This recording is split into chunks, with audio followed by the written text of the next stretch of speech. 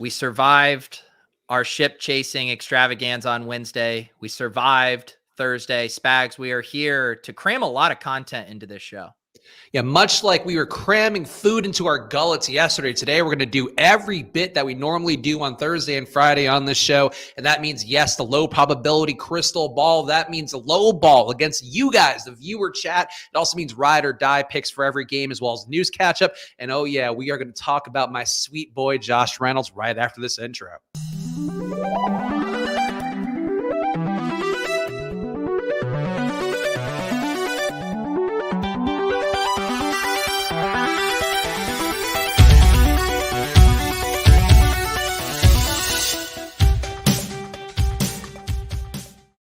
Hello, everyone, and welcome to another edition of Splash Play, the fantasy football podcast for every game under the sun. And once again, I am Chris Spags, joined by your friend of mine, Pete Overzet. Pete, how was your Thanksgiving?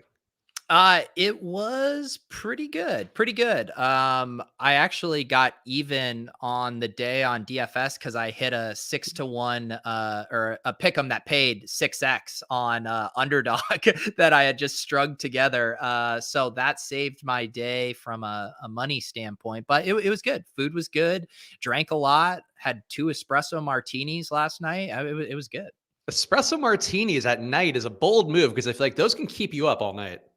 Yeah, it was more heavy on the alcohol than the espresso. So I was able to. I fell asleep before the end of the Saints Buffalo game. There was nothing keeping me from conking out there.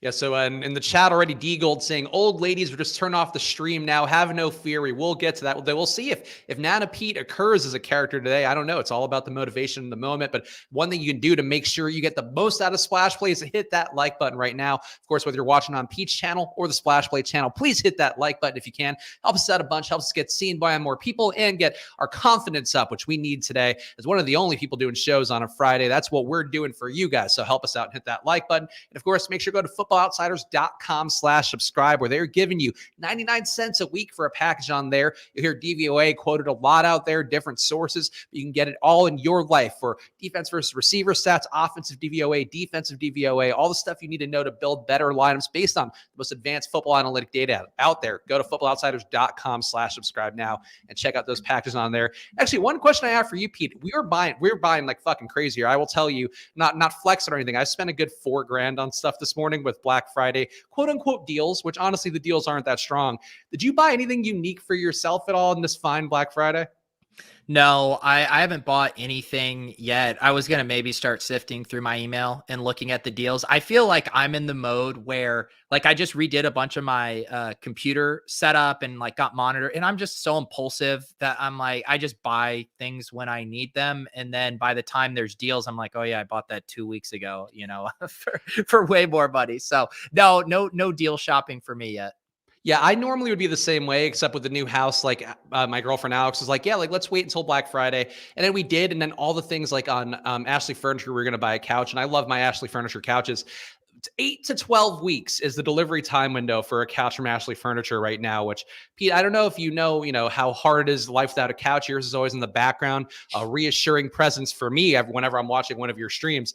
But couch delivery because of COVID is so fucking brutal right now. And we had to go Wayfair just because it was like, I want a couch sooner than later. And 8 to 12 weeks is not prime couch delivery time.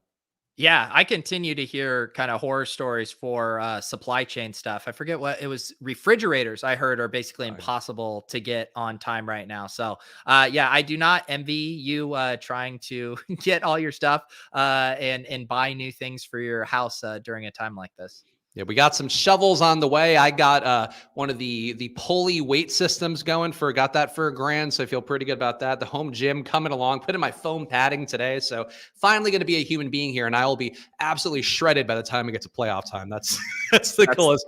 Yeah. That's the goal. There you go. Yeah, I do feel like, I don't know if you had this on the show sheet, which I definitely checked, but we should probably recap a little bit from Wednesday night because people are asking about Daigle, all this stuff. So, I mean, we have lots of stuff to recap between Wednesday and Thursday, but people are interested. Yeah, so I mentioned on the Deposit Kingdom Discord, which of course is Pete's channel here. You can find down in the YouTube description. So go join on there. Lots of people talking about NFTs, talking about DFS, talking about underdog plays, talking about everything that's in the Pete Overs that extended extended universe, cinematic universe that Pete brings here. But the ship chasing show, we do this every Thanksgiving. I feel like we've done it the last 2 Thanksgivings. So every is what I'll say. We've done it the last 2 years, Pete. And I have to say, for me, I mentioned it in your Deposit Kingdom, one of the most fun shows that we've done, especially given the fact that we literally did a 4-hour stream with me, you, Pat Corain, Gretch was also on there, of course, Eric Beimfor. Then we had cameos later on the show from a very drunk John Daigle from NBC Sports Edge, and also Lord Reeves over from Sharp Football Analysis joining the show. So a lot of fun, Pete, but definitely some fallout. Yeah, let's just say the stream remains up on YouTube, but the audio was not posted. It was kind of one of those streams. Also, there was the funniest thing. So Daigle was absolutely hammered. He texted me yesterday morning, was like, I didn't even realize you called me. And I told him I was checking in on him, and he said he's alive somehow. It sounded like he was truly blacked out. Like he barely even remembers coming on the stream in the first place. So that's where he was at. Yes, very fun stream. It is a very fun tradition. I was laughing early on in the show when people were, expecting our typical kind of like waiver stuff. And I was just like, have no expectations for this show. And it was a fun time. We had some good bits going. Yeah, for some reason you have an extended drive back from the family, I would listen to it. I would suggest just downloading that one on YouTube or wherever you can grab it for yourself, because Pete was too afraid to post the audio, I guess. Not me. Some people, some people named Gretch, I guess, feel like we're just limiting the footprint of that episode. Fair enough. Well, it's worth checking out, I would say. But the biggest takeaway on the episode, Pete, was for literally 4 hours of a show, one man was on there touting Josh Reynolds, talking about how Josh Reynolds asked for release just for the privilege of playing alongside Jared Goff. And Pete, what happened within one drive of the game on Thanksgiving? So perfect timing for me. He could have done nothing else the rest of the game. Thankfully, put up a few more yards. But Josh Reynolds, 55 yards, 2 catches, and a touchdown on one drive. And I have to say, I know we make jokes around here, Spags loves to fluff himself up and all that. I've never dug my heels in that much for that long of a show and just been shit from the chat, I think everybody besides PayPal My Money DFS, who's one of our regulars, was saying Josh Reynolds is really making him feel bad as a human being if you watch that show. And he came through and I would say looked fantastic. We were just getting in the car to drive to my in-laws, and I start getting these notifications, and I pull up the Discord chat I have with the ship chasing guys, and I just see fucking Spags, fucking Spags, and I go, and then I see the DraftKings notification come in that Josh Reynolds scored a TD, and I was tilting extremely hard. I knew what was happening. I knew Twitter. I knew the show. I knew you were going to become insufferable, and so take your victory lap. Hopefully, you saw the thumbnail. I have you on Great there, thumbnail. Just, patting Josh Reynolds on the back. The thesis of the play wasn't bad. I think people probably had a hard time detaching, whether you were making a real take versus just doubling and tripling down on your Amon-Ra St. Brown bet from earlier. Well, that's one of those things too, where over the course of that show, it ended up being a fun callback joke, fun bit to do, which, as we like to do on this show, we bring it to other pieces of content as well. Pete and I care very much about trying to reward the long-term viewership of things. But it's funny because it's one of those plays where, if Josh Reynolds were complete shit, nobody's going to be like, oh, Spags, you idiot. Josh Reynolds was shit, because it's Josh Reynolds. He got under 100 yards on the year. But when Josh Reynolds is great, you're like, cool. I had it on both ends where I could be like, it was just fun meme content. Then it ends up being a great play. And it's like, though it did not win the Millionaire Maker. That's important to note. He did not make it into that lineup. So that kind of hurt me, but still fantastic play. And one of those things, Pete, where we always try to do in this show, we could do bits. And then also we're giving great advice. And if we get one of those things right, we look fantastic. Yeah, no, you realize, that is the greatest tout trick, is you make asymmetric bets, and no one is actually better than this tout trick than season-long fantasy touts, in that you just tout half the player pool, and then you start victory. You'll see the tweets in week 6 and be like, imagine not taking Jonathan Taylor in every single draft. It's like, all right, buddy. So yes, you forget the bad takes, and then you prop up the good ones. And also shout out to the chat as well. We really appreciate all you guys hanging out with us, whether you're just in a food coma at home or whatever you're doing. It does mean a lot. So good news for you guys. We're going to reward you. We're going to do another low ball for the chat today. We're not going to have anybody on here. It's going to be you guys collectively, the wisdom of the crowds competing us in low ball. So hang out with us and we will do a little more of that. Any other takeaways for you with Thanksgiving, Pete? I feel like the David Montgomery chalk busting, not great. DeAndre Swift getting hurt, I feel like was one that really hurt my lineups, where I had the Josh Reynolds in there, had some nice plays. Him and Darren Waller both both, honestly. They were core parts of what I was trying to do. Both guys get injured, don't finish the game. Hard to really feel too great about that or too bad about that. But Swift being out, you have been a Swiftie as long as anybody I know out there. And unfortunately for him, a shoulder injury feels like one of those things that could end up knocking his value down for maybe a week or two.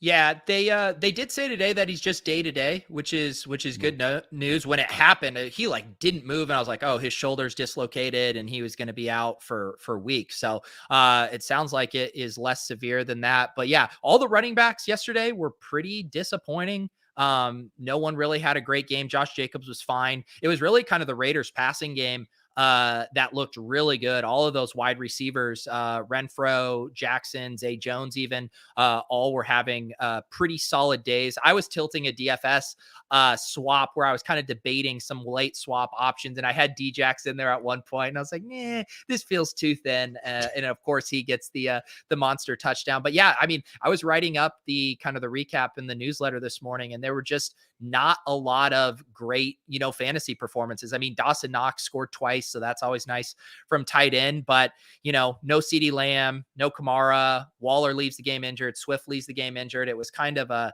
weak day as far as, stud fantasy performances. Yeah, Cedric Wilson coming through at 3,500. There were enough places to save money on there. If you did have Deshaun, if you had Cedric Wilson, if you somehow Josh Reynolds, you could have probably just paid $10K flat for your receivers and actually made out pretty well on the day. But that's sort of how Thanksgiving slates can go sometimes, especially when the chalk running backs bust. So don't feel too bad if you lost yesterday. I, despite my Josh Reynolds love, ended up losing because of the injuries to Waller and Swift. I had so much Waller and Swift, fucking killed me. But that's the nature of the game on there.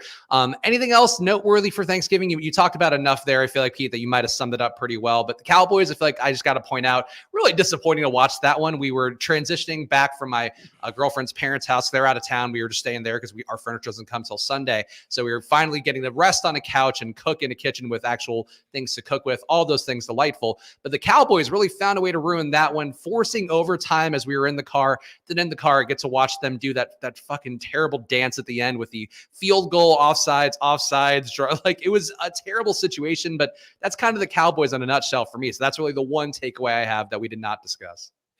Yeah, I didn't have too many other takeaways from that stuff. I do think it's interesting, from a fantasy perspective, the fact that Zach Moss was a healthy scratch. There were some rumblings about that. We even mentioned it on the Ship Chasing show on Wednesday night. So the fact that they were ready to go to Breida, and Breida looks pretty solid. So I'm guessing that Breida will still be floating around on some waiver wires come next week. And he looks pretty interesting to me if Zach Moss has just fully fallen out of favor with the team. Yeah, healthy scratch yesterday for Zach Moss. So honestly, if you have him in a league, probably not worth having on a roster right now, as Matt Breida does a little bit more, it seems, and honestly might be a little bit ahead of Devin Singletary, depending on the game and the situation. But Week 12 news that actually matters. Some interesting ones I saw before the show, actually on NBC Sports Edge. I was just kind of funneling through there to catch up on the news that I hadn't seen yet. And Kadarius Toney and Sterling Shepard both unlikely to play versus the Eagles. Shepard had gotten back into practice. Toney, I didn't even know any injuries going on, but those guys being out, Pete, could be kind of interesting against an Eagles team that's really been running the ball down people's throats, as we talked about with Jalen Hurts, running almost 20 times a game recently. Like, definitely can be a spot here where you could see the Giants coming from behind and maybe having to throw a lot more. Does this change anything for you with having both these guys out, maybe opening some target share for a guy like Kenny Golladay, who really hasn't had any breakout days? Yeah, it could set up really well for Golladay. Saquon was limited yesterday with the ankle as well. So yeah, that target tree there could condense, but man, we just haven't seen any kind of consistency from the Giants passing game to get like super excited about any of these guys. I'm trying to see how much is Kenny Golladay in DFS this week. He's 5,100. So yeah, if those guys are out, he'll probably project pretty well at that price.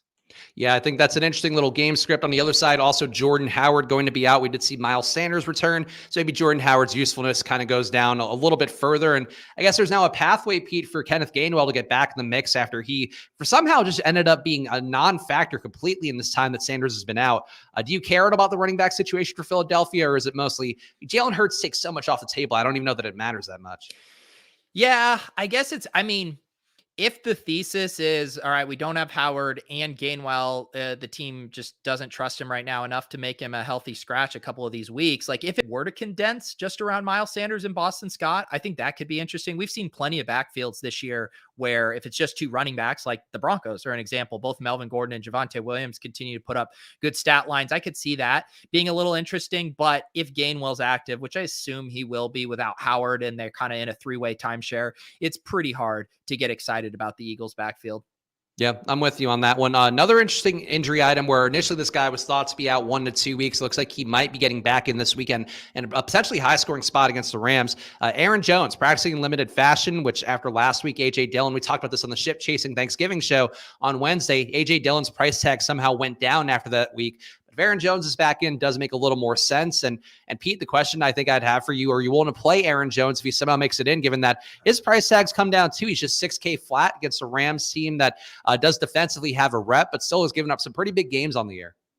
Yeah, I think Aaron Jones would be interesting. You know, yeah, it's wild to me that he would come back. I just don't know why they would force him back just with how well AJ Dillon is playing. I do kind of from a slate perspective, I think it would, really help things out just because AJ Dillon is going to be so popular. I mean, the fact that his price came down to 5,900 is pretty wild. And he was going to be extremely chalky. So from that perspective, I'd like to see Aaron Jones back. And yeah, you'd probably get a huge kind of ownership discount on Aaron Jones coming back. And that's going to be a really fun game for fantasy there with the Rams. Could definitely see that having some shootout potential.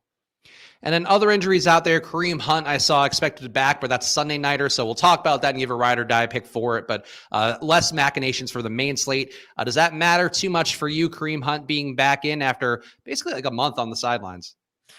Yeah, I mean, it's probably better overall for the entire team than it is necessarily for fantasy. Although I feel like, I mean, this is a little anecdotal. I want to say I've seen some splits on this of, both Chubb and Hunt seem to perform a little better as far as their kind of spike week potential when the other one is playing. So it's just always hard to guess which one that would be. And I would also say this offense is a little more broken than it has been in previous times right now as they kind of just transition through all of the, these quarterback changes, losing their Odell, all of this stuff. So yeah, I'm excited about having Hunt back. I'm definitely going to start him in all my season long spots where I have him. One other interesting one, Cordaro Patterson listed as questionable. It also looks like Kadri Allison is not going to play this week, with one news alert that just came out a little bit ago. Falcons backfield has been one where Patterson certainly has been really good, but we also saw Allison start to see some shares away from my precious boy, Mike Davis, who I have no hope for at this point. But is there a world, Pete, where I guess the Falcons backfield, if Patterson ends up out, I guess if Patterson ends up in, is he a viable play to you? If he ends up out, are you willing to play Mike Davis or even Wayne Gallman? Well, it's funny because I was just kind of updating my DFS stuff a little bit ago, and this was before kind of the Patterson and Allison news. But Allison, ETR's projections initially had Patterson out and Allison in, and he was popping up in every optimal because he was $4,000 and was way too cheap if he was going to be the starting running back there. And it's a nice matchup against the Jags. So yeah, I think Patterson will definitely be in play. It sounds like he's truly, or not truly, but listed as questionable right now. And if he goes, yeah, I think it'll be a good spot for him. And I think that's the main news I'm seeing, Pete. Was there anything else that you might have written up for the Fantasy Life newsletter or that you caught? I guess Elijah Mitchell's one that's kind of hanging out there, and him being back would be potentially a big one. Yeah, I mean, the other one that I think is kind of interesting is AJ Brown's now missed 3 straight days of practice.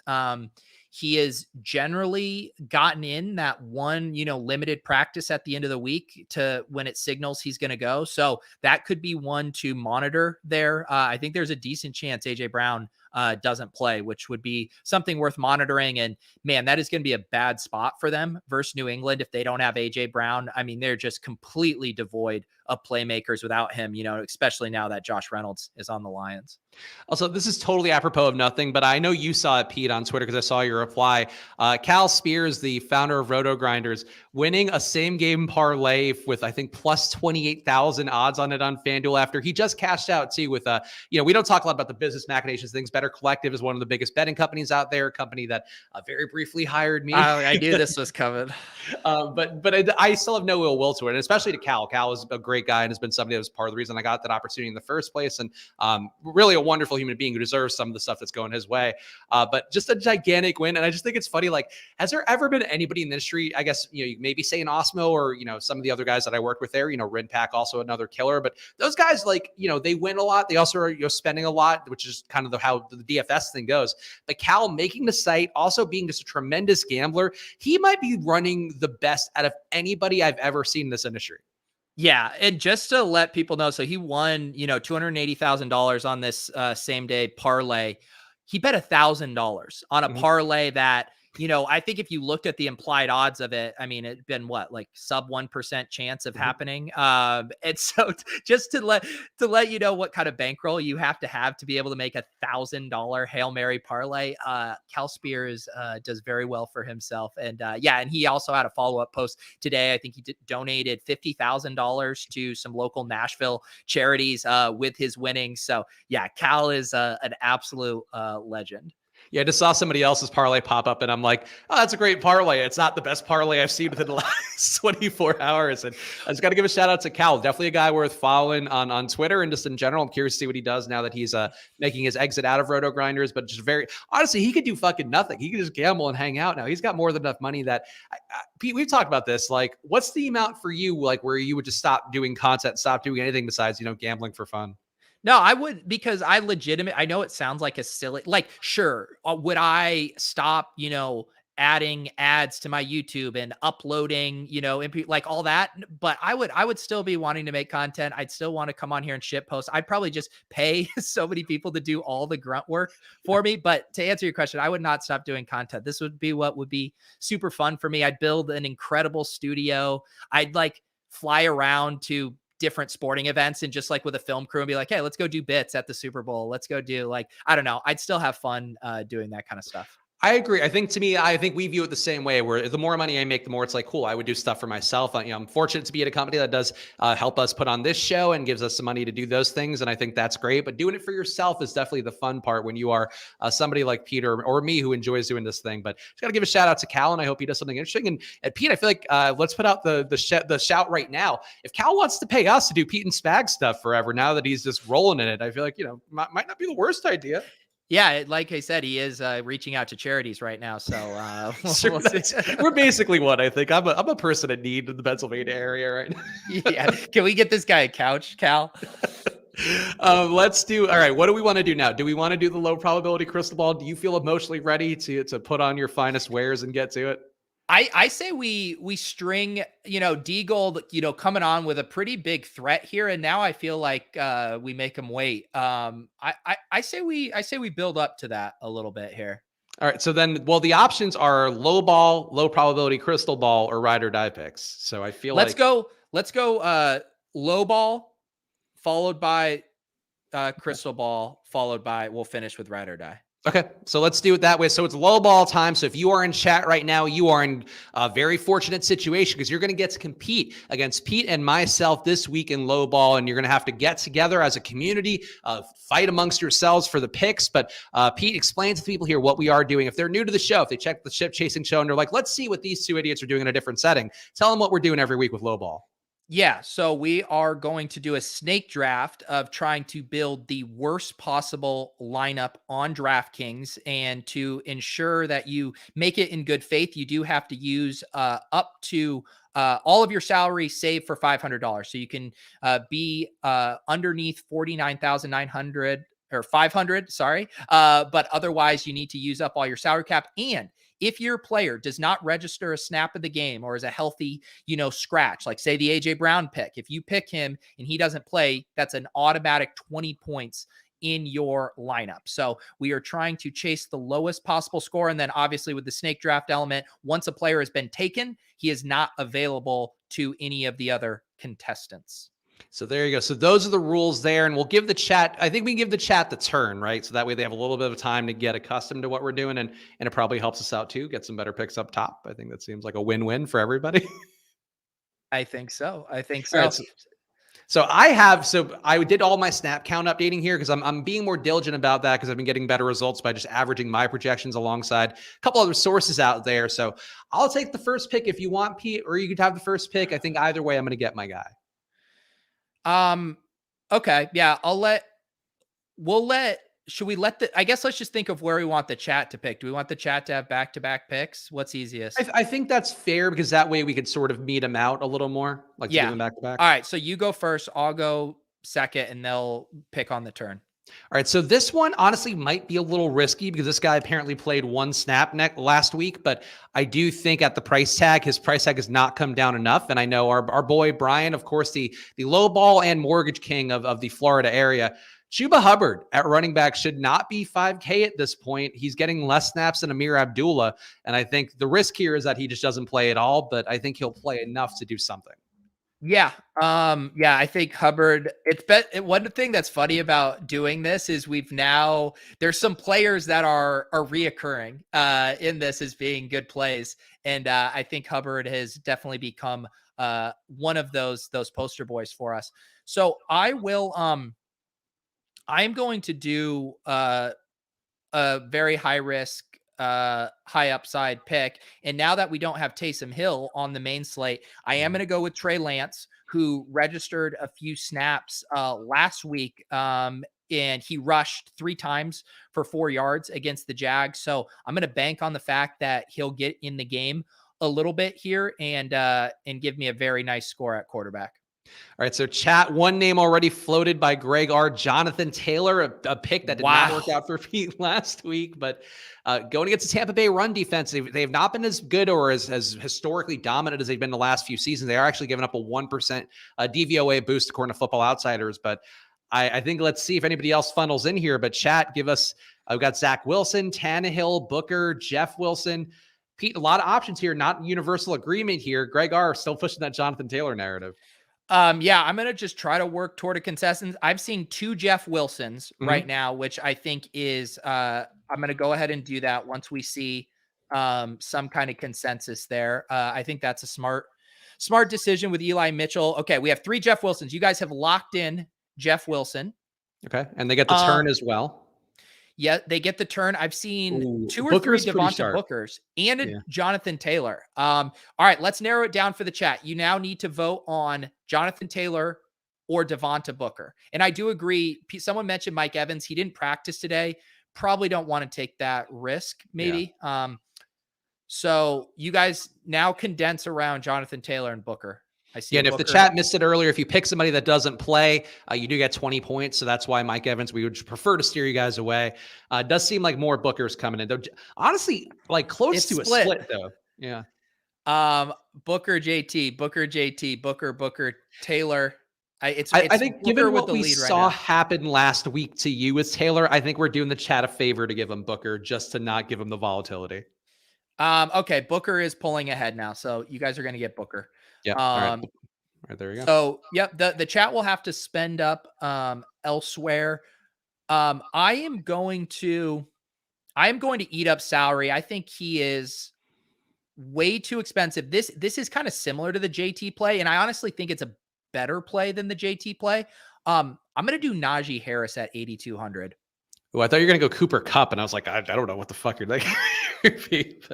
Cooper Kupp is that weird thing where it's like he's too expensive for, your regular lineups, but still just could totally bury you in low ball. So I don't know.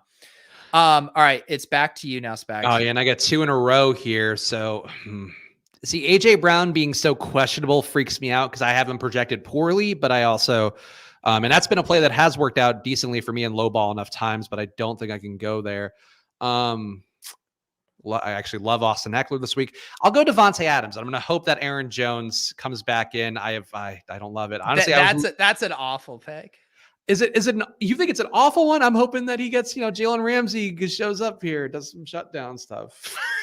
I mean, he's going to be a very popular DFS play at 8,600. He is going to be a very popular DFS play. Look, I haven't projected a little bit worse. And I think this is going to be the Justin Jefferson where he puts up 40 for me, but that's fine. I honestly was really locked in on Devonta Booker, and these guys, got there too fast. On the turn, I will take, okay, who looks bad?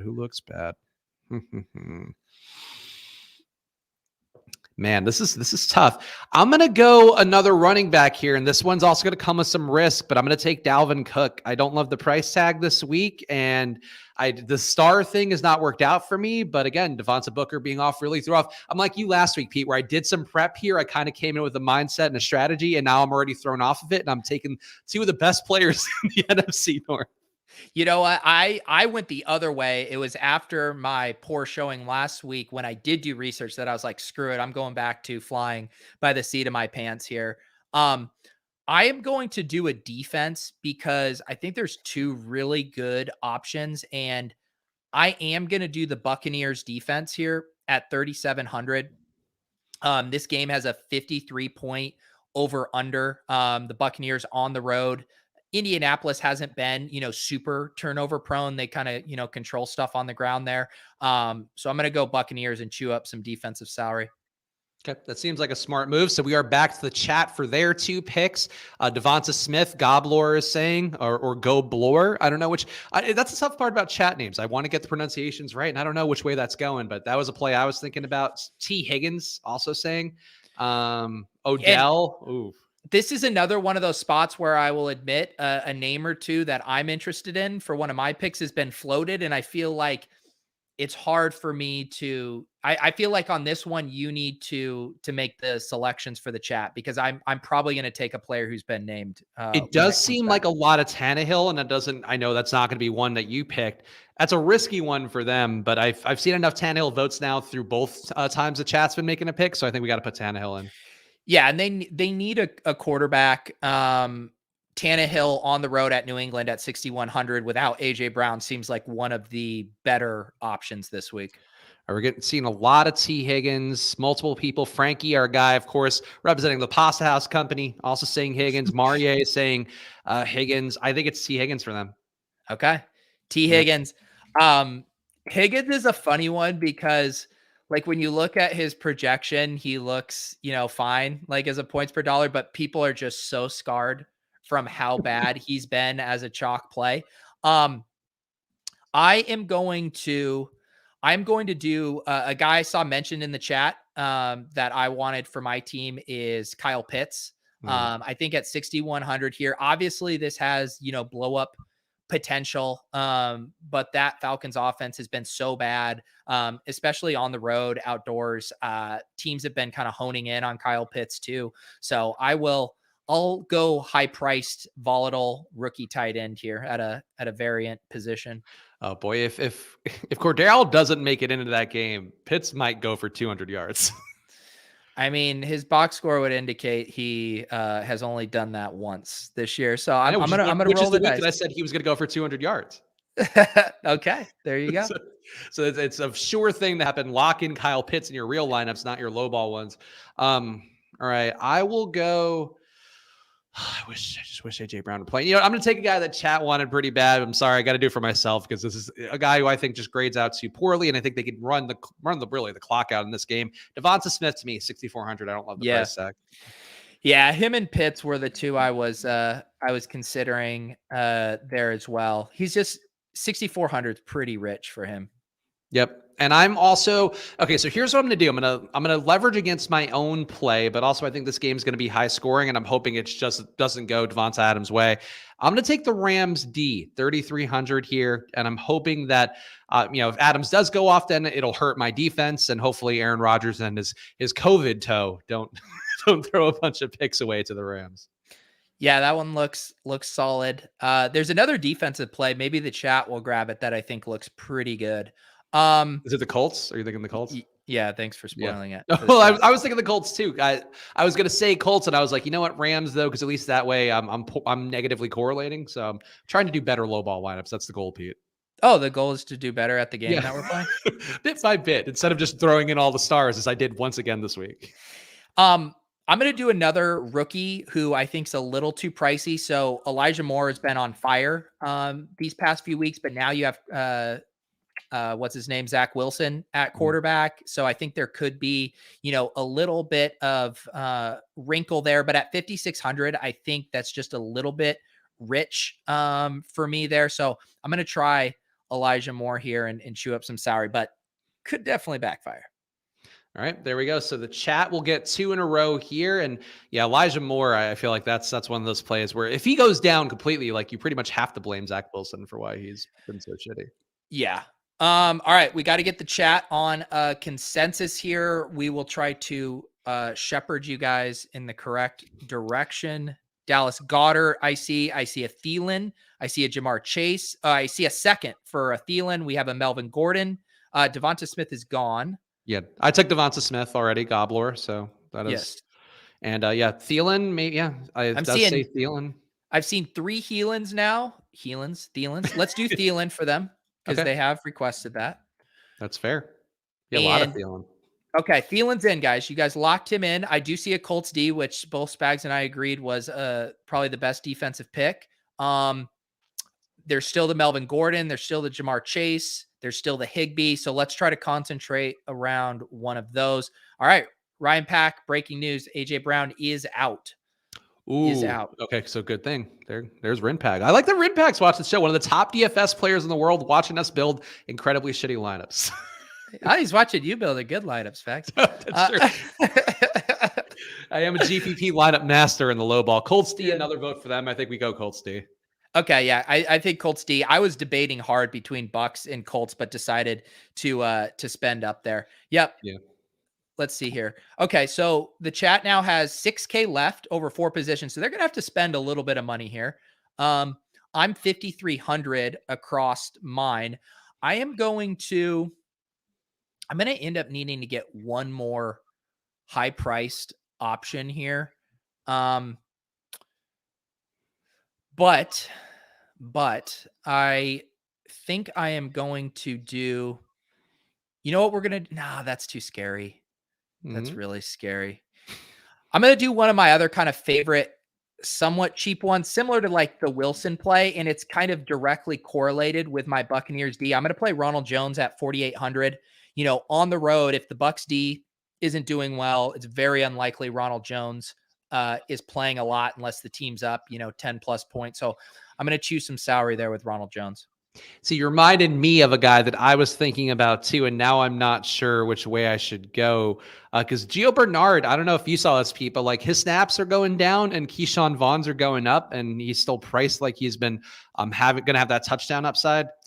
But I feel like there's probably better plays.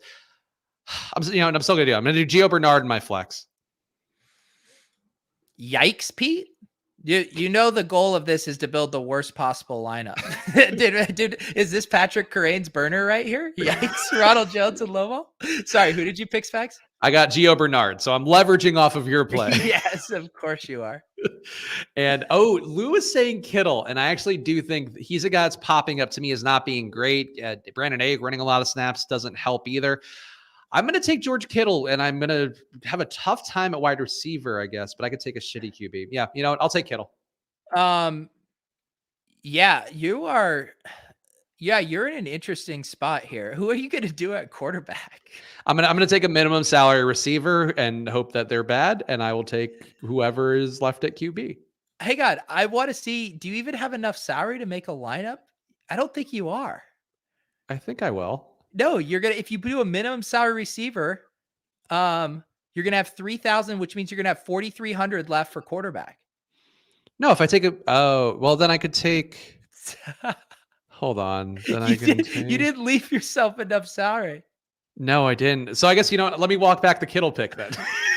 Didn't we say there's a penalty for that? We talked about that last time. No, I don't think we did. I don't think that was formalized. I don't think that was. All right, here's what I'll do. At tight end, I'm going to take Ryan Griffin. So now I'll be sure to save myself enough money here. Spags loves building good lineups so much that he went over the salary cap trying to build the worst possible lineup. Yes, we did. Look, I make mistakes in low ball, Pete. I don't make mistakes in 3K receivers, but I do make that. Trey Lance is in my lineup, Iceman. He was one of the best possible picks on the board. Get out of here. He was. All right, whatever. I got Ryan Griffin instead. So if the chat wants Kittle, they can take Kittle instead. Pete, it's your turn though. So did you took 2 picks, right? Griffin and Bernard? Yep. Okay. Yes, I remember this. It was Spags who came up with the 20-point penalty. I don't recall that. I think it's been a busy few weeks, guys. There's been a lot going on.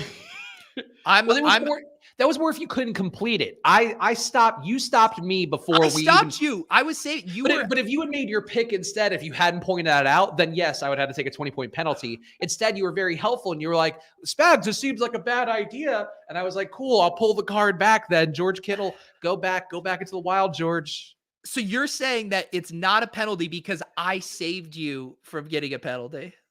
Correct. Wow. Because of your friendship. Also, I can't pick George Kittle just like you couldn't pick Patrick Laird because George Kittle follows me on Twitter and I feel like get out of here. I just want you to know will forever be an asterisk next to for a game that I'm not going to win anyway, that we have nothing at stake for. Exactly. Yeah. Exactly. Okay. Let's see here. I am going to need. Yeah, you can't do Mike Evans with him looking legitimately questionable. I think that is too risky. All right. I am going to do. I'm going to do Cortland Sutton. His targets have just been way down since Jerry Jeudy returned to the lineup. This game's a little scary because I think it's a pretty good game. But yeah, we'll do Cortland Sutton here at 5,400. I mean, I think that's a reasonable one, certainly. Running a lot of snaps, Cortland Sutton is, and he just got paid, so maybe he'll just be resting on the laurels of that one. Yep. All right, we are to the chat now. They have 2 picks back to back. Let's see some suggestions start flying. I see Chester Rogers, but you guys are going to need to use some salary. Okay, you have 3 spots here, an average of 6,000. So you're going to need to spend, guys. So let's see what they're doing. See a Kittle. I think that's a good one. Gobbler suggesting Fournette, Higbee again. I'm just telling the chat to be careful with I'll just show you guys. If you go Higbee, you need to spend an average of 7,000 for your remaining 2. So just think that through. Look, I think George Kittle's a great play for the chat. I think if they want to go that way. Cordaro Patterson, not a great play because he could put up 20 if he doesn't end up going for a unicow. I've seen a couple Kittle and I think Waddle. It's Kittle. I think they need Kittle to save the salary or to eat the salary. Yeah, we're gonna put Kittle in, and now you guys can vote on. I think Waddle's not a bad one. They could go Higbee too. If they go Higbee, then no, they go Higbee. They're gonna have a lot of money at receiver left. I mean, I'll get you. I just don't think you guys realize what you're heading down to. I mean, I can put Gesicki in for you guys. You guys have to spend some money. You need a player that's over, 7,000 if you're going in this direction. I think they could go. How about Kittle? Yeah, Russia is pushing Kittle and Waddle. Terrell Davis saying Higbee. I think there's been enough Higbee. What if they go Kittle and Higbee? If they go Kittle and Higbee, then they have 7,500 for their last spot, and it will have to be a wide receiver because you would have used double tight end. I think they could. Oh, somebody's saying Cup. Michael McDowell saying Cup. I don't know if you want to go there, my friend. Yeah. The only thing about the double tight end is it really then puts them in a tighter jam at wide receiver. Yeah, they're basically taking one GPP guy. I'm seeing a lot of Jefferson. We need to get this on the board. I'm taking Kittle out. I'm seeing a lot of Chase. I personally think Chase is a bad play. I think Chase looks like a really good play at 7,300. I'm just trying to. I'm seeing Gesicki, Mixon, Jefferson. It's tough. This is the tough part. I'm seeing a lot of Jefferson. I'm going to give him Jefferson. Okay. If we go Jefferson, you can get your Higbee play in, and then that would mean you guys could spend anywhere over 5,100 for your final pick. Yeah, which gives you a lot of options. Yeah. That's very kind of you to give them that out. And you're just being generous to all of us today, Pete. I feel like that's the Friendsgiving that vibes that you're bringing to the show today. I mean, this is the thing. The chat is in turmoil. You guys need to get on the same page here. All right, Pete, you got 2 picks left, but you only get to make one here. Who will it be? Yeah, this is a tough spot because I'm going to have to do one. I need one more kind of expensive play. I'm averaging 56, so I'd ideally be in like the 62, 6,300 range. I think I will just go with this strategy of I continue to make bets against the Bucs defense and running game here. And so we'll go with the Rojo, Fournette, and Buccaneers D, which is honestly pretty scary in a game with a 53-point over-under, but I'm going to just trust the thesis. No, I think that makes sense. Certainly going to be, I mean, you're going to get some production out of these two guys, but probably not enough overall for both of them averaging out. I'm going to go, honestly, and this is a little bit of a spite pick, but this is a really low total for this team this week in Miami, 19.8 implied points. Tua fucking killed me last week, and I won't be making that mistake again this week, and I will punish him by putting in my low ball on it. Wow. You just always have it out for Tua. I did. Well, I played him so much last week, and I'm legitimately mad at him if I'm being, I'm being completely honest. All right. So now you have to spend 5,100 for your last pick. Yep. I will take, okay. This is a risky one. How risky is it? I'm between for my thought right here, I'm between Russell Gage and just the assumption that Brandon Ayuk is going to come back down to earth, because I think that's certainly something that happens. Wait, how much is, I wish LaVisca were a little more expensive. Get out of here. For my last pick, I'll take Russell Gage. I think it's a Kyle Pitts day, and I'm still leaving 500 on the table. So I think Russell Gage is the move. I honestly think this is one of your better lowball teams. I've won lowball before, Pete. I've won a week, or I think just 1 week. I think I was going to say a week or two. I think I won 1 week, but we haven't been doing it all year. Okay. So now I have 4,100 I need to spend, or 4,000. You can take, Pete. Who? LaVisca Chenault is $4,400 and also trashed. No, Jamal Agnew's not playing. He's going to go absolutely crazy. Oh, I think, who actually ran more snaps than Visca last week? Who? Laquan Treadwell. That's how good Visca is. We're gonna do Olamide here. Okay, that's a smart move. You're leveraging off my Russell Gage with Olamide. All right, chat. You guys are in the exact same spot that Spags was. You need to spend 5,100 or more.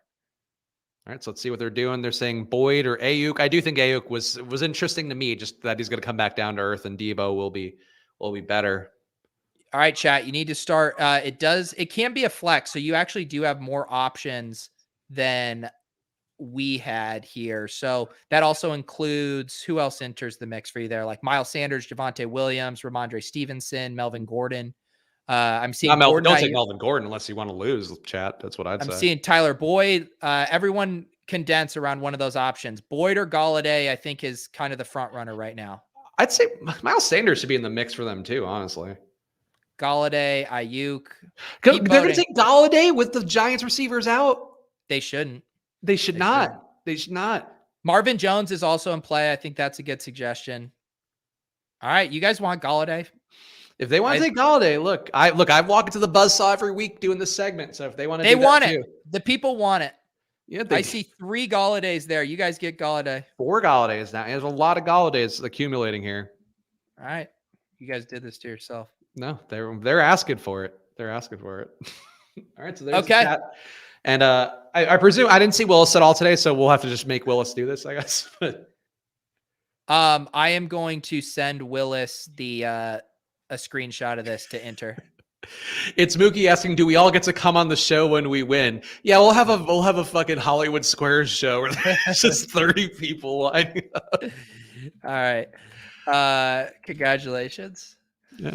All right, good job, chat. I feel like they built a coherent lineup. I think the last time we played the chat, we did in fact beat the chat. We both did, but I think this time I think they might beat me.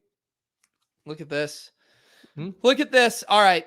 Okay, Spags, you submitted your lineup yourself, right? Yep. Yeah. So you just send me the invite and I'll get that in. But okay. Pete, I think you know what time it is.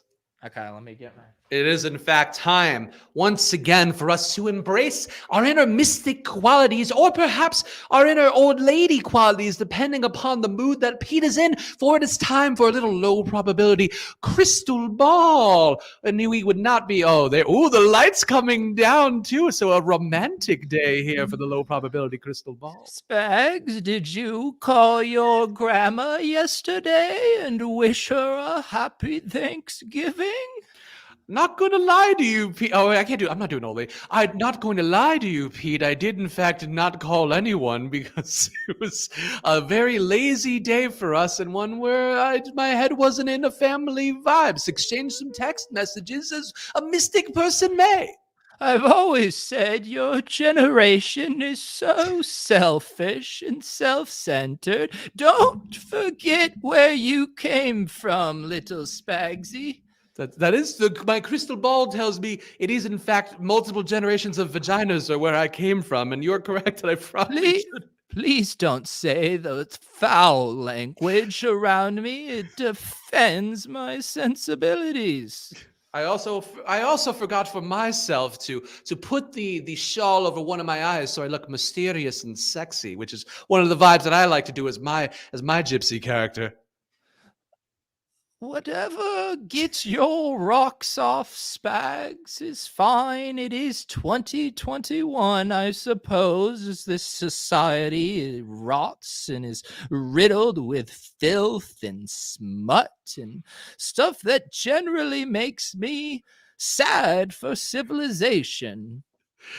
Pete, if you look closely at my crystal ball, because of the ring light and the way it's reflecting, it looks like I actually have a magical crystal ball that has some sort of core inside of it filled with genius. Whatever you need to help you predict things.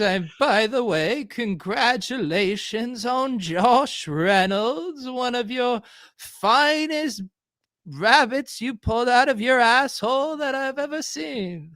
I thought this was a no profanity, Nana Pete. And instead, I'm now pulling things from my asshole. But you must have grown up with a Josh Reynolds, perhaps played some hopscotch?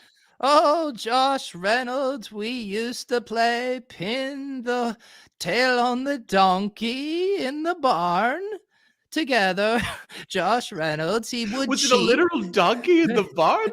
Back then, a lot of people now just think of it as a birthday party game, but in my day, we literally cut off tails from donkeys and pinned them on other donkeys. Some donkeys would have 2 tails, some would have none.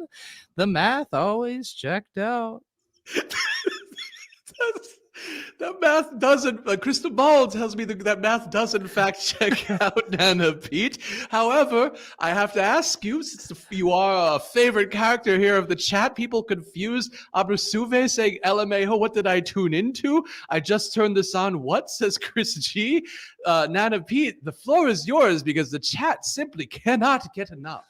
The chat is so used to watching these streams with bros in their hats on backwards and getting drunk and saying problematic things. Well, this is what a woman looks like on one of your precious fantasy football streams, you piece of shit, uncultured chat rats. I'm sorry. I'm sorry. What are we supposed to be doing here, Spags? I'm just upset at the culture. Kyle Davis pointing out the viewers are dropping. That's the risk you run when doing bits like this. Perhaps a better welcome to the family day. Hard to say, but we're going to look at our crystal ball, Pete, and I will give you, it seems like you don't want to take the first pick, so I'll take it off your hands. Kyle Pitts was the first low probability play that worked out for everyone out there. They all made their millions, and now they'll make their millions once more, Nana Pete, because Kyle Pitts, 175 yards receiving, 2 touchdowns this weekend. He goes full Randy Moss, according to my crystal ball. Are the views really dropping? Because I'll show some skin if I need to. Apparently that's what brings the views in these days. Is this what you'd like to see? A little bit of my gobbler on my throat? Is that what Is that what you call your saggy old lady bosom, your gobblers? There was a term we used to use back on the schoolyard back in the day. It would cover up your gobbler. You're acting indecent right now. Those gobblers of yours hitting the ground at this point. Hey, please. Maybe someday your gobblers will fall out of your pants when you hit puberty. Oh, okay. It does happen as you get older, they say, Nana Pete, but tell us, what's your low probability play? Okay, my low probability play here, and this is a boy that I went to school with in 3rd grade back on the plains of Illinois. His name was one Mr. Jamar Chase, and he used to chase me around the yard. That boy was fresh, I'll tell you what. Spags always trying to lift up my skirt and see what gobblers I potentially had underneath. But Jamar Chase, I think he's a refined boy now. I think he's turned the corner, and I know he's exceeded touchdown expectation for a spell, but now some could say he's disappointed, and that's why when I look into the future, I see a nice young man who scores 2 touchdowns. I think that's a reasonable take. Sorry to hear Jamar Chase was so aggressive on the playground, especially when it comes to your gobblers, which are the most important. It was a different time. Please don't rush to cancel 1934 Jamar Chase. Times were different then. Some things were more permissible than others, and I would prefer not to discuss it. It is hard for me to recall such memories. Well, my crystal ball is taking me to the world of sports betting once more, where the crystal ball, every week it seems there's one DFS play, one bet for some reason. It seems the crystal ball has an affinity, but I will say my crystal ball tells me the Tennessee Titans, a team that people are sleeping on, but they are a top seed in the AFC right now, and they are a 7-point dog heading into New England. You think Mac Jones is going to be out dueling the great Ryan Tannehill? Incorrect, my friends. I will say Tennessee wins this one outright in a real low probability style play. Oh, yes, I love that pick, especially right after their top playmaker was just ruled out for the week. Yes, surely Nick Westbrook-Akeen, a boy I went to church with back in the day, will lead the Titans to victory against a team that is more balanced defensively on the offensive line, special team, virtually everywhere. It's almost like records are meaningless and not reflective of the current state of a team. Well done, Spags. Well done. It's so rude of you to be this mean to the Tennessee Titans when you lost your virginity to a young Chester Rogers after a frolicking day at the after-school special. It's okay. We all have our off days. It just seems like you have more off days than the average prognosticator, Spags. I think that's completely unfair. I'm on such a heat of the thumbnail would prove otherwise, Nana Pete. But I guess with your cataract-ridden eyes, you can't see the future quite like I. I have a low probability pick for you, Spags. One actually rooted in science and truth and something God would love to see happen. Is the low probability that somebody would like to jiggle those gobblers around? I told you I was trying to move past that. I mean, if you actually saw my gobblers, you certainly would not be blaming Jamar for trying to take a little look-see at them. What do your gobblers tell you for your second and final probability play? Final pick? Why? Just because we went from 55 viewers down to 52 in the past minute? I don't care about anything but telling the truth. And the truth is that Michael Williams, a boy who I once used to lay in the field at night and look at the stars, he would put his finger up there and trace the Big Dipper, the constellations, and we would kiss each other. It was my first kiss with Michael Williams. He was a nice boy, his tender lips. He would sometimes try to slip the tongue a little too far for my taste, but like all the boys, he wanted a little taste of my jiggler. But anyways, I think So you got your gobblers and you've got your jiggler. Also, these vaguely sound like racial terms from the 1920s. Please don't shame me for being a sex-positive nana in 1934 who liked to roll around in the hay while looking at the stars with a Michael Williams. Speaking of stars, Michael Williams will be a star this week. Oh, is that all? Is that the probability play? Oh, do you want specific numbers? Your generation wants everything spoon-fed to you. Isn't a nice story about a young couple in love looking at the stars enough for you? We see a comet. A comet goes by. It's beautiful. Based on your age, that comet might have hit the Earth and resulted in the extinction of all your friends and family. A lot changes now, and people have telescopes and they use crutches to look at the stars, the planetariums. But me, with the naked eye, and Michael Williams, we saw many beautiful things, unidentified flying objects, Russian satellites. Satellites? Even in 1934, they were out there. Stay woke, Spags. So your prediction is that there were Russian satellites in the 30s that Mike Williams would be a fan of. Don't ask me why I see what I see. I simply peer into the future and then back to the past to make informed decisions.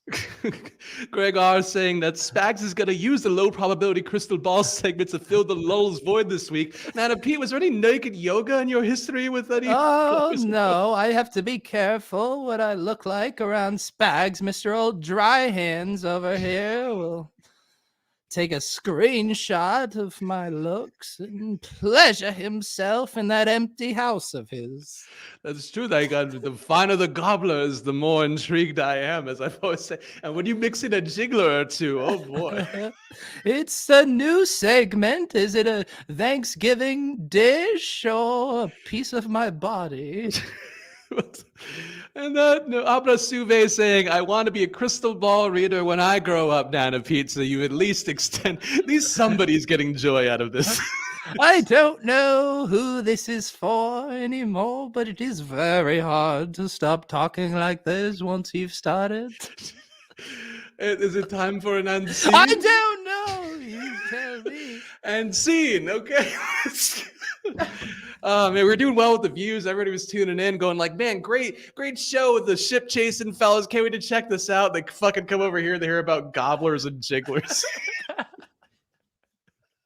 Gobblers and jugglers and peckers, oh my.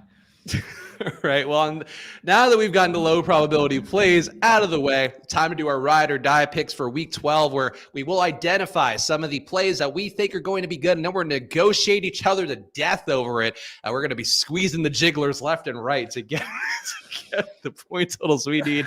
But Pete, tell the people what they can look out for with our 1, 3, and 10 pointers. Yes, there are one. Okay.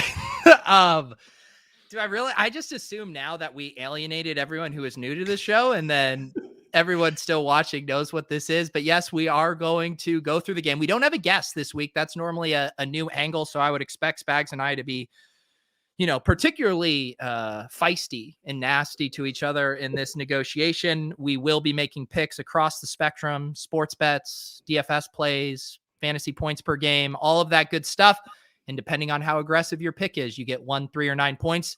Some picks might feel more like a 5 or 6. We do not have those. We will negotiate our way to a 3 or 10 in those situations. Like you said, 1, 3, or 9. Like we just fucking changed the rules to the game. I do what I want. The 9 pointers are really where they get you. I'm just like, what's the record on the year? I just want to frame it a little better. The answer to your question, Abre Suve, is I ordered one on, actually, no, I had done a crystal ball bit video a few years ago for Roto Grinder. So I went in my basement and found the crystal ball. Spags, did you have a snow globe laying around? No, this was in fact my girlfriend's wish jar. So she's like, these little pieces of paper you can see in here are in fact wishes that she's written down at some point and jammed in here. And I'm sure one of them was to wish for being in a serious relationship and have the baby of a person who talks about gobblers and jigglers with his pal in the basement. Overall record so far, Pete, it looks like you're up 33 points on me so far this year. Week to week, though, I've won 1, 2, 3. The week to week stuff. This was, you tried to do this last year. The week to week doesn't matter. No, but it does. The week to week doesn't matter. You're up 6-5 week to week. It does matter. The week to week is what matters to me, because that's like the battle. That's like your fantasy football record. But either way, let's get into the first game on the Sunday slate here. And that is going to be one with Tennessee, 18.3 implied points. New England, 25.3 implied points. The low probability crystal ball already said my pick, Pete. I'm going to ask you, is it a 10-pointer? Tennessee wins this outright. No, it's not a 10-pointer. It's a 3-pointer.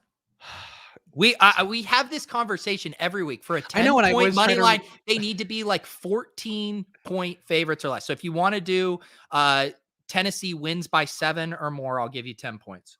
6.5. 6.75. That's not okay. I'll take 6.7. What is the line right now? -7. Yeah, the line is -7. Yeah. All right. So then 6.5, 13.5. Yeah, they have to win by 14. Yep. Okay. So or 6.75. Exactly. Awesome. All right, Pete. What do you want? Okay, I will say. 3.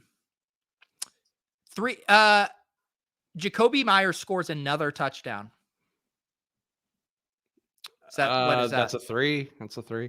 Okay, I'll take the 3. All right. Honestly, might be a 1, but I'll give you a 3. It's not a 1. That means there's a 50% chance he scores a touchdown. Well, what's his prop? Is it Zach Pascal levels? That's the question. I mean, I don't really feel like Googling. Also, I feel like we have to read some nice chats, given that we just beat ourselves up. Kyle Davis saying favorite show all week, and it's most of it is how to not make a successful lineup, which I think that's really what we've gone for here. Is what we enjoy touting. I like giving picks. I like giving the theory behind plays. But Pete, we've talked about it. To have a successful show where we just give bad information. That's really the goal of every tout. Yeah, it's kind of really the galaxy brain play to fantasy analysis. Is what if you give analysis so bad it's good? Yeah, and just do it with stupid characters. And although, Pete, my stuff coming Sunday, the welcome to the family bit, I'll have my hat back and my tie, so I'll fully be. I have an Amazon package with a welcome to the family hat. So not only do we have our intro, but I am now finally getting all costumed up. Yeah, tune in Monday. We'll be lassoing meatballs in left and right. Me and old Princess Pete will be doing a bit that I think tends to be a little better received than what's probability crystal ball. Look at this reputation. Now people are coming to you with the Josh Reynolds play of the slate. This should be a new segment. Spags is Josh Reynolds play of the slate. It's kind of like Tuttle's terrible take on the Swolecast. A play so bad it might just work. So would it have to be like a minimum salary guy? Just figure this out on your own time. We'll go to the workshop. We'll come back. It was mean. The New York Jets getting 21 implied points. The Houston Texans getting 23.5 implied points in this one. EDJsports.com does have it being a 41-point line as opposed to the 44.5-point line. And that's 100,000 simulation saying that it might be a good bet to take the under. But Pete, you can go first. What's your ride or die pick? I would like to submit to the committee a proposal for a 10-point pick. Okay. The committee's ready to listen. Rex Burkhead outscores starting quarterback Zach Wilson. Can he also outscore starting quarterback Tyrod Taylor? How about this? Not So you're saying the highest scoring quarterback of those two he has to outscore? I'm just saying he has to outscore both of them, yeah. Fine, I'll take it. Okay, but that's a 10-pointer to me then. See, and, Gobbler says my initial one should have been a 10. Well, he's just excited to get his name into the mix. That way his name means in old lady cities in the 30s. No, I want to go back to this. I want to adjust this. So we already agreed. I reached my hand over. We shook hands. Rex Burkhead outscores Zach Wilson by 2 points. 2.5. 2. And so you're just going to say the same number? We're not going to. Yes. Okay. 2.5. 2. 2.35. Deal. Okay, fine. It shouldn't be a 10-point. I'm fucking getting worked already. I hate it. Yeah, no, the chat is clearly on my side on this one. You're off your rocker. It's a 10-pointer. Burkhead has done nothing, and you're making me give points on top of Zach Wilson? Burkhead has a higher, actually, no, he has the same touchdown share overall as David Johnson, but he's got a higher rushing touchdown share than David Johnson. All right, it's settled. I'll let you have one. Okay. I will take for my end. Michael Carter's out, right? Yeah. Okay, so he's out. So then how about Ty Johnson outscores both Texans running backs? That would be a 1-pointer. About Tevin Coleman outscores both Texans running backs. That would be a 3-pointer. What about? I hate it all. Okay, we're going back. The chat has overruled. The outscored period is a 10. I'm not giving you the 2.5 points. Rex Burkhead outscores Zach Wilson as a 10-pointer. The chat has spoken. The chat, when you fucking shit on the chat 5 minutes ago, going like, these idiots don't know comedy. I'm doing an old lady bit. That was Nana. I mean, Nana says awful things. She's done a lot in her. I love the chat. So thank you, chat, for talking some sense into Spags. That's Willis, I don't let the record show. Burkhead outscoring Zach Wilson is a 10. This is going to be a gross analogy, Pete, but this is like Chairman Mao going out to the to the town square and being like, "Hey, what do you guys think about this?" They're on your YouTube channel. No bad shit. analogy. Bad analogy. Well, fucking Chairman so Pete Mao. What bet did you take? To be clear, I went with with Mao instead of a more popular dictator. Just stop. Okay, I will take. Spags is not the king of soft 10-pointers. Yeah, you're right. You could have stopped that before you said 10-pointers. Kim Jong Pete here with his fucking his underlings. No, this is the only thing wrong about Josh's message is he could have stopped it after just Spags is the king of soft. Oh, Pete, how many children have you fathered, you son of a bitch? Have you been talking to my wife? All right. What's your Jets Houston. Okay. Zach Wilson, highest scoring player in the game. Is that a 10-pointer? No, that's a 3. Fuck off. It's him and Tyrod Taylor are projected to score the most points in that game. I think that's true. I think Tyrod's projected to score a lot more. It's not 19.5 to 16.9. You're saying 19.5? Okay. Yes. I don't. Okay. So it's a Zach Wilson versus Tyrod Taylor. Then Zach Wilson outscores Tyrod Taylor by 3.5 fantasy points. That's a 1-pointer or that would be a 3-pointer. 5.5. No, you're out of your, a 10-pointer it has less than a 10%. Zach Wilson's coming off injury, and I don't think he's had one good game. If you want 10 points on Zach Wilson versus Tyrod Taylor, you need him to outscore Tyrod Taylor by 10 points. 10 points? Yes. 10 points? Spags, you are trying to do the nittiest 10-pointers. That, like, Zach Wilson scoring 3 more points than Tyrod Taylor happens almost a third of the time. Look, I mean, the chat is just so sick of your bullshit. No, 10, and there's no negotiation on this. He has to outscore him by 10 for a 10-pointer. They project very similarly. One thing has to greatly... You know what? If the chat's not going to be supportive of me, I will take the Houston Texans win by 2.5 points for a 1-pointer. Done. I will. If you guys are gonna fucking roll over and give Pete your belly, and he's just going, oh yeah, you guys just everything's a 10-pointer. Get out of here. Get out. Yeah, they're both QBs. One's terrible. One's terrible and coming off of a month-long injury. Then you should be taking Tyrod Taylor versus Zach Wilson over 13 points. I'll take my first 1-pointer of the year. I'll take it. I'll go back. You want to see nitpicking? Oh, here. Carolina 22.3 implied points. Miami 19.8 implied points. I guess I'm due to go first, and I don't even want to go first. I just want to go and play video games. You guys are making me sad, but instead I will take. God, this is a fucking ugly game. You're a father now. You can't be playing video games. I can't play video. I thought that'd be nice because I know you can bond. You can play video games together. I will take Christian McCaffrey scores double the points of Tua Tagovailoa. Double the points of Tua. That's like a 7. He's projected for 8 more points. It's not a 10. I'll tell you that much. Doubles him up plus 2.5 for the sake of moving the show along. Sure. Done. Thank you. Pete, what do you want with Carolina and Miami? I will do. You know what? I just want a 1-pointer. Just something nice and cheeky. Myles Gaskin outscores Jalen Waddle. They're projected the exact same. I just need a 1-pointer under my belt. I would have Myles Gaskin projected to score more than Jalen Waddle. Okay, then I'll take Jalen Waddle outscores Myles Gaskin for 1 point.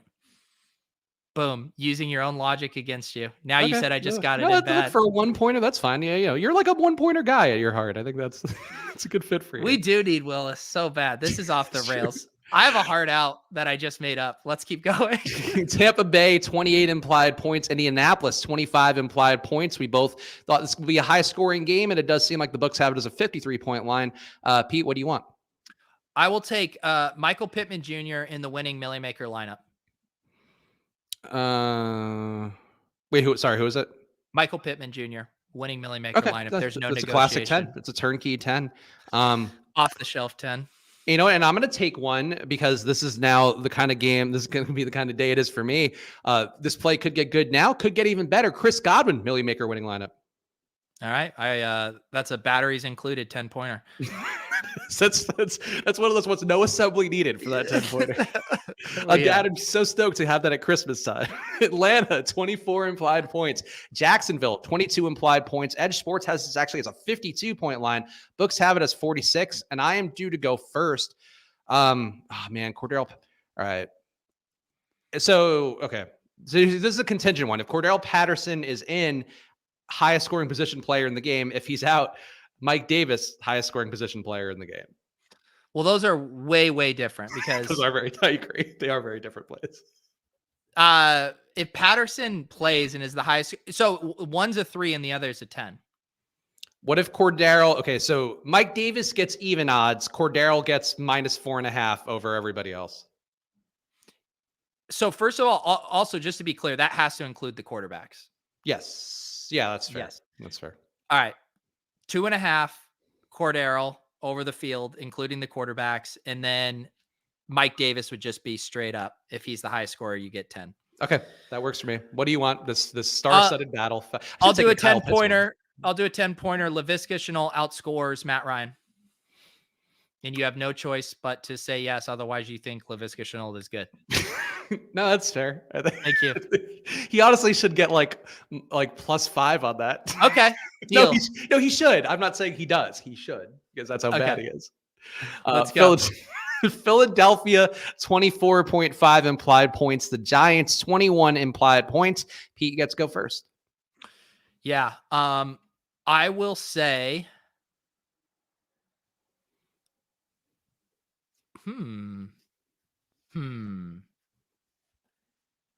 Jalen Hurts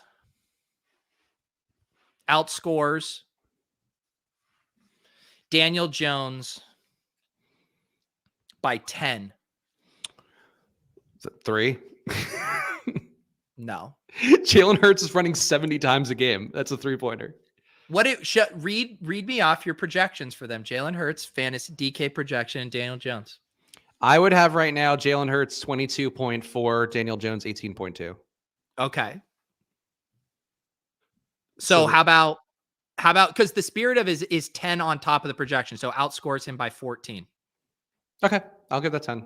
I think that's a pretty likely 10, but that's what the game is, I guess. Jalen Hurts runs the ball more than the Giants running backs combined. Okay, the entire. Yeah, but Booker and Barkley, let's say. I don't know what other. Okay. Yeah, that's it.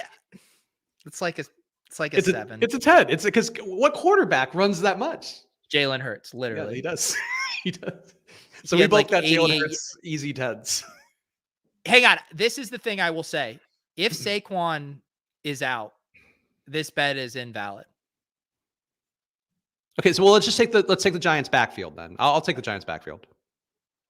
Or top 2 rushers in the Giants backfield. Poor Willis. Poor Willis is going to have to put this together on the holidays, not watching the show live. He's going to be perplexed as to what we did in this segment. Josh, you don't want to know, man. You don't want to know. The views are going up, though. That's all that matters. Yeah, we started though with like in the mid 70s, and then they think there's some turns here. But I'm wearing my hat like the Fresh Prince now, so I think things are going to work better. All right, here. Let's keep this rolling. Pittsburgh 20.8 implied points. Cincinnati 24.3 implied points. I am due to go first in this one, and I will say Man, this is actually an interesting one for the receivers. Chase Claypool, Millie Maker winning lineup. Yeah, I was going to do a Claypool one. He ran like 65 routes last week. Everyone hates T. Higgins now, right? Mm-hmm. They do. How many points does T. Higgins need to outscore Jamar Chase for 10? Looks like the Awesemo projections have it 17.3 Chase, 14.24 Higgins. So based on the previous corollary, it'd be 13. But now, see, I want more of a discount because no one's going to play Chase this week. Everyone hates Higgins. Sorry. Everyone hates Higgins. Boyd's the better discount if you wanted to go that way, but he'd still have to outscore by. No, I wanted to see if I could get a sentiment discount on Higgins, but it sounds like you still love. No, I think Higgins is fine. Yeah. He's running a lot of routes. He's going to be okay at some point. How about this? The top 4 highest scoring players in this game, including quarterbacks, is Cincinnati. So that means Deontay Johnson and Najee Harris aren't in the top 4 overall. Or Big Ben. So you said Deontay Johnson and Claypool. I mean, I said Claypool's going to be the Millie Maker, so I think that's a fair 10. Okay. So if the top 4 scores are Cincinnati, I get 10. I hate it. I hate that you're back to it, and I hate that I took it, but that's the name of the game right now. Chargers, 25.3 implied points. Denver, 22.8 implied points. And you are due to go first in this one. Javonte Williams outscores Melvin Gordon by 10 points for a 10-pointer. Their projection looks very similar to me. Well, then I guess I will take Melvin Gordon outscores Javonte Williams by 10 points. Wait, no, we got to do it. Yeah, Cooter Doodle told us we got to go this. There we go. Shake. You got to reach through. Well, they still need to be able to see it. Lean your head over by here. That was good. Good thing I moved away with my cat-like reflexes. All right, next. Minnesota, 23 implied points. San Francisco, 26 implied points. This one line is 49 in the books. Edge Sports has it as 48, so no advantage there. And I go first, and I will say everybody hated Adam Thielen. What if Adam Thielen were the top scoring position player in this game? Is that a 10-pointer? Adam Thielen, so he needs to outscore Dalvin, Justin Jefferson, Kittle. Debo. Yeah, against the field, I think that's a 10. All right, what do you want? What did you say the line is on this game? It's a 3-point line favoring San Francisco. I'll take Minnesota money line for a 3-pointer. Okay. Wait, what? Hold on. Iceman saying you both can't use your right hand for the shake. That's literally how handshakes work. The chat has been so gaslit by our shenanigans that they don't know how handshakes work. Yeah. You got to give handshakes like this. All right, next. LA Rams, 24 implied points. Green Bay Packers, 23 implied points. 47-point line in the books. Edge Sports has a 51-point line. Also some nice first half overs that I know I took earlier in the week, I think on Fox Bet. Pete, yeah, I'm also betting on Fox Bet. Pete, what do you want in this game? Fox Bet. You got to have all your books. You got to shop around. Wow. I want to do something with Cooper Kupp and his outrageous salary, and I don't know how to do it. Let's see here. All right. I'm gonna do something absolutely crazy for a 10-pointer. Odell Beckham outscores Cooper Kupp. I think that's very viable, but I think that's a 10-pointer. I hate it though. I hate it. Thank you. You know what? Fuck you. Van Jefferson outscores Cooper Kupp. Fine. 10-pointer. All right, fine. Just stealing all my good ideas with slightly lesser versions of it. I know. I'm leveraging. That's what I don't know what a 10-pointer is now, honestly, after what today's been. So I'm just trying to ride with the tide. Cleveland, 21.8 implied points. Baltimore, 25.3 implied points. This is also the Sunday night. Did we really? Yeah, I guess it's a fairly short slate here. What do you want in the Sunday nighter? You could pick a showdown captain for an easy 10. One thing I've learned, people love Odell. I don't even like Odell. I wish I would have done the Van Jefferson one. He's so washed. Anyways, this is the Sunday night game, you said? Yep.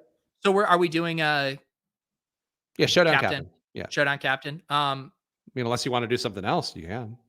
Sorry, and who's Baltimore playing? Cleveland. 21.8 for Cleveland, 25.3 implied for Baltimore. All right, Marquise Brown, winning captain. Okay, that's a solid one. Yeah, I guess we're just doing spite picks. Mark Andrews, showdown winning captain for Sunday Night Football. I feel the spite just. I'm just really thrown by the first disagreement. Like I don't know. I didn't get which one. Seeing eye to eye. Which one? Honestly, I don't even remember at this point. One of yours was ridiculous, Spags. One of yours was absolutely. It was the Zach Wilson one.